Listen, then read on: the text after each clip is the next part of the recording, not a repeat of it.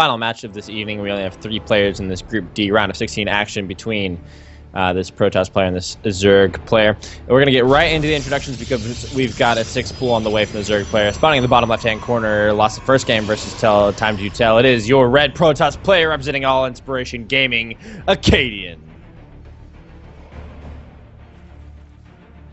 And the one doing the 6 pooling, it is in the top right-hand corner, who also lost 2 games to 0 against Time to Tell. The green Zerg player representing Neural Gaming with a drone pool as well, NeuralisK. And we know NeuralisK to be a technical player, but also at times a bit of an emotional one, and he's pulling drones as well. I mean, he did it in the second game against Time to Tell. Acadien is going to go ahead and get a gateway out now. It's not a Nexus first, so it's not like he's totally against the ropes on this one. It should do damage, but NeuralisK is essentially saying at this point in time, I want this to end the game right now because he's bringing his drones with him. A Zealot is on the way, but he's not chrono boosting it out. In come the drones, in come the Zealots, or the Lings rather. They swallow 1 drone. Now it's in what do I do time. It's going to be a Ling, drone, and probe battle here. Stuff is going down. More Lings join the fight. And did it work? It absolutely did. It totally decimated it. Now there's Zealot's going to die. Zealot's going to die. He's going to get a lot of good kills off. It seems like he didn't even get 1 kill. He didn't get 1 kill, it seemed like. That probe is going to die. GG, right? It's GG. You can't do anything at this point. The Mothership Core. Nope. No Mothership Core. Not enough to make a Mothership Core. Not enough to make anything. That's GG. NeuralisK taking game 1. No GG called.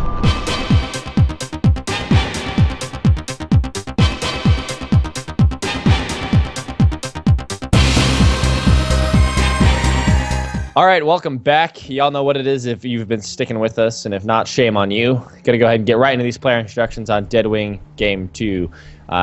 This ZVP. Spotting in the bottom left-hand corner, taking game 1 with some All Inspiration inspired cheese, I guess you could say. It is representing Neural Gaming, the green Zerg player, NeuralisK. Of course, also representing the Ascended StarCraft League administration team, I guess you could say. And in the top right-hand corner, representing All Inspiration. Not really getting to show what he was worth last game because it was kind of over and done with. It is the red Protoss player, Acadien. And one thing he's doing is he's getting an early probe scout. I don't know if he really got that good of a scout off last game. He didn't really have time to. It seemed like the 6 pool showed up in about 30 seconds. Of course, that's not the case, but it really seemed like it. One thing NeuralisK is doing is he's scouting his main. He's looking for a little bit of retribution coming back from the All Inspiration player. And if, once again, you are not familiar with All Inspiration, they are notorious for having all sorts of fun and creative builds coming at your face. NeuralisK going straight for 3 hatcheries right off the bat. That's a rather early third, and Acadien is not going to see it because his probe is going the opposite way. So maybe NeuralisK is going to be able to see this through as he sends out another drone, which I'm assuming is going to be a drone scout, but it's not. He's making another hatchery. This is a 4th hatchery before spawning pool. He is very confident in his macro abilities and his ability to not get cheesed. Why would you scout your main and then proceed to go 4 hatcheries? Okay, there's a spawning pool. Maybe it's the hatchery. Of course, it's a macro hatch, but is it also for, larva production? Yeah, but it's going to take like a good 5 to 10 minutes. 10 minutes. It's going to take a good 10 minutes for this to reap any sort of reward. But once he does, depending on what he goes for, he's going to have it, I guess. This is All Inspiration Acadien. The dude is going to come up with some crazy build. He's got 2 gates. This is literally the worst thing NeuralisK could be in right now. 4 hatcheries before pool, and a Protoss player who is known for his funkiness. A Stalker and a Zealot making their way across the map. 3 gateways on the way, 1 warp gate finishing up. This is about, the warp gate research rather finishing up.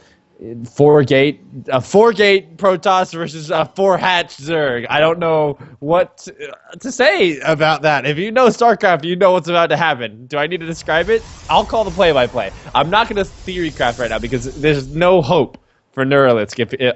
Okay, I don't say that. There is a hope for NeuralisK, right?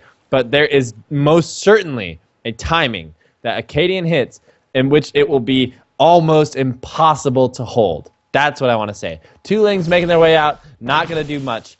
He scouts, and I guess he's bringing the army away. NeuralisK does have a small supply lead, but Acadien realizing, oh, I'm just going to start making some zealots, you know, one zealot back home to deal with those Lings eventually. And you know what? There's some zealots and some stalkers that are about to say hello. And there's a spore crawler on the way, as well as 2 queens. That pylon able to finish up. The 1 queen is going to be a microed back to survive. This hatchery is about to produce another queen, so I think the 3rd is going to go down. More units on the way for Acadien that he's warping in here. Now Acadien up to 38 supply, only 3 queens. They're going to need a micro back. He has actually created a nice little wall that he could maybe come back into and do some micro with that hatchery. So he's going to be able to micro back and get that spore crawler going to work, or spine crawler rather. It keeps the queen alive as he uses his 2 healthy queens to get forward. He probably most certainly is going to lose that hatchery. He needs to save up some cash for a transfuse on that other queen. Now the Lings pop out, and with the broodlings as well. I'm going to go ahead and maybe start to focus down some of these zealots. The stalkers stay alive pretty much, and you know what? That's is not looking good. It's not looking good for NeuralisK. The massive investment in economy early on, and honestly, all Acadien had to do was make units. One game, you do a 6-pool drone pool, and now you've got 4 spine crawlers. I mean, he can hold here if he has queens alive, but he doesn't anymore. All the zealots are gone. Now that macro hatchery is going to go down. 1 queen does enter the fray. No more drones back home. If he loses this hatchery, it's going to be as if, you know, both players are even. Acadien is totally invested in this. No more production. He thinks he's got enough to win it, but that's a lot of Lings in the field. 1 more Protoss stalker coming out, as it were. The broodlings are going to get as much damage done as they can on these stalkers, but with the Lings and the spore crawlers, I think NeuralisK might be in an okay position to hold this. That's a lot of stalkers. If he gets a decent surround and he maybe gets a transfuse or 2 on these spore crawlers, he can survive, but no more queens coming out. There's another spore crawler, and this is just it. This is it. This is it right here. Don't attack there, NeuralisK. You want to get your Lings back and make him attack into these spore crawlers. So if you think about it, right, NeuralisK is like, I'm totally going to make... Okay, I'm not going to talk about it later because in come the stalkers.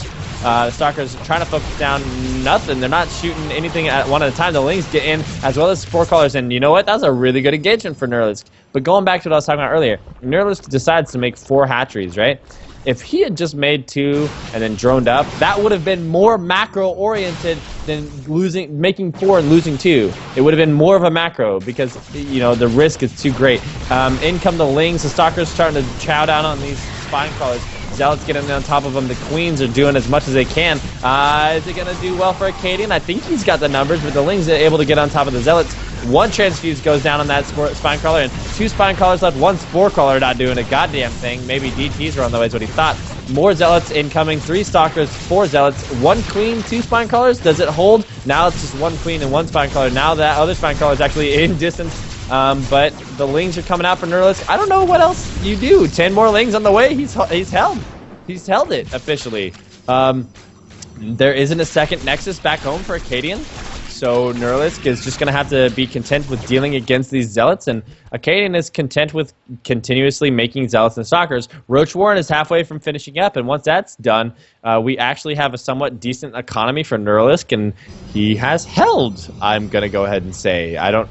Okay, see, now more zealots and stalkers, but I don't think they're going to do what they need to do. And Acadien is a little timid at this point. The NeuralisK has got the supply advantage. Of course, he doesn't see that, but I think he's got an idea that he hasn't been able to do enough damage. He's stopped producing probes, and now he's got 1, probe at a time. He doesn't even have a second...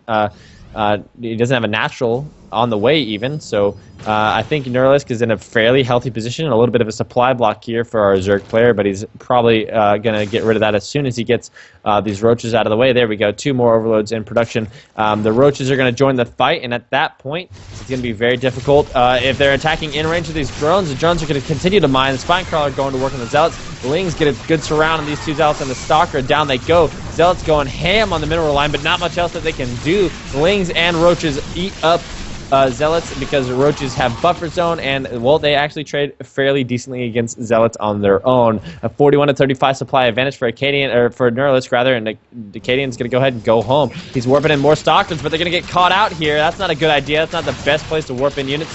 He tried to snipe the pylon, but now bad decisions coming out of NeuralisK. He loses a roach unnecessarily, and a second one rather quickly. The Lings are going to come home, but 3 Stalkers and 4 Zealots versus 4 roaches and 3 Lings. That's a bit of a topsy-turvy fight. Now we're on creep. More roaches join the fight, and now this is definitely going the way of our Zerg player, but a small supply advantage for Acadien. This is just more of the same. Eventually, someone's going to run out of minerals, ladies and gentlemen. It's minute 13 mark, and we could have seen a much more standard game, but of course, NeuralisK started the battle with a 4-hatch opener, and now he's down to just 2. NeuralisK has got more roaches than Acadien has Stalkers. Now with the warped in Stalker, it is a 6 to 5 advantage. 3 roaches on the way, 6 Lings. Speed is not even halfway done, but he's able to snipe, almost snipe a roach. Yeah, 1 roach is going to go down if he stutter steps another one on the way. Now he's losing 2 roaches unnecessarily. NeuralisK taking a bit of a crazy fight here. He doesn't need to do this. He's stepping off of creep. He's targeting a pylon. He needs to target the army. Instead, the Stalkers get free range to just snipe against these roaches as long as they want. The Sporecrawler, of course, is supporting detection. Spinecrawler getting some hits across, but there's not enough units here. Acadien now gets the advantage. 18 Lings on the way. Speed about to finish up. 1 Queen. 2 roaches. Now the Lings are popping against these 5 Stalkers. We don't have anything on the production tab for Acadien. And now the Stalkers are surrounded. 2 of them. 1 Zealot making his way to the fight. And this is looking about as donezo as you can imagine for Acadien. But I don't know. It's gone left and right and up and down and hot and cold. And Katy Perry's written a song about it. And at this point, I think I'm just gonna resign myself to be along for the ride. There's nothing more you can say. This is one of the most bizarre games of StarCraft I've seen, based on the decision making of both players, and it really just gets more interesting the longer you watch. Now these Stalkers and Zealots coming and trying to work on the Spinecrawler. They are gonna take it out eventually, but at what cost? At what cost, Jimmy?